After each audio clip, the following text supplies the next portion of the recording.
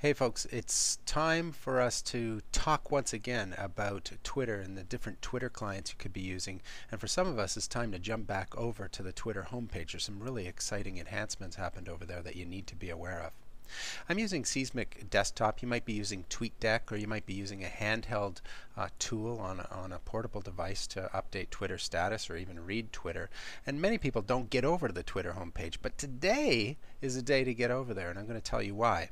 In the tools like TweetDeck or Seismic, you've got your home stream of content coming in, and you've got your replies that might feature your username.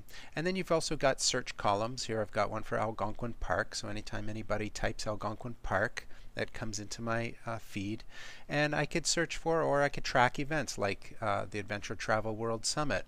Or I can group people in groups, like my family and people that I want to follow that are family and friends, that I kind of get all of their tweets in one column. That's a really useful tool. But today, Twitter has done something that, adds a little bit of bump and pizzazz to what's possible by using something called Twitter lists.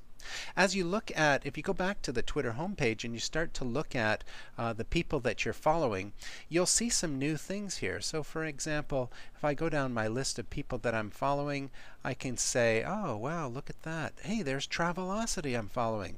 But now I can add Travelocity to a list. And I just started a travel list, so I can click on them, and then Travelocity's tweets will be featured in a list. I have climate-friendly people that I follow and specific people that are in Canada, so I can make some very specific lists of people that I want to follow.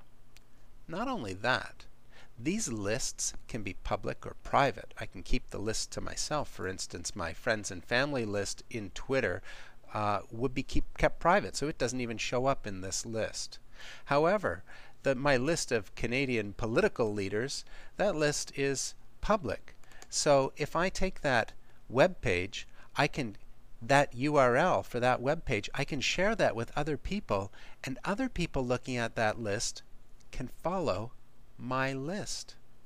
It's quite impressive way to build up a following of people who matter on Twitter.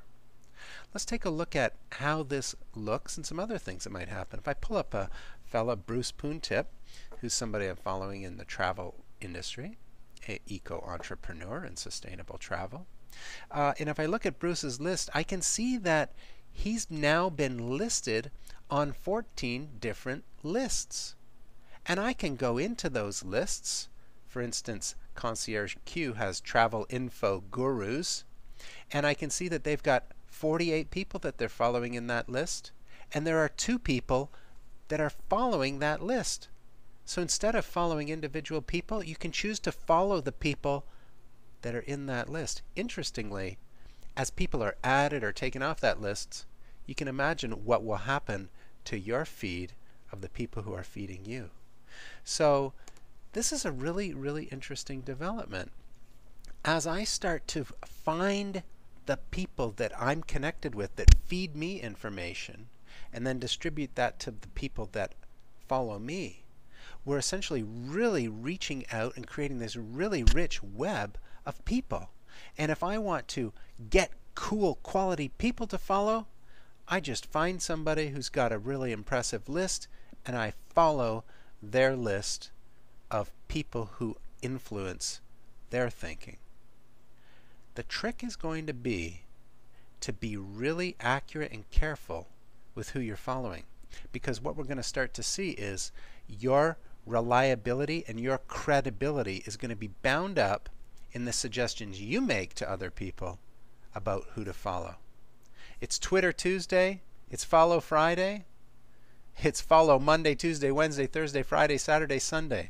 I think we're going to start to see that whole idea of following people dissolve as the idea of Twitter lists becomes more prevalent and people start to use and find new ways to make use of their network. And it's all about networks. It's all about degrees of separation, degrees of connectivity. Make use of it in your world. Thanks for watching.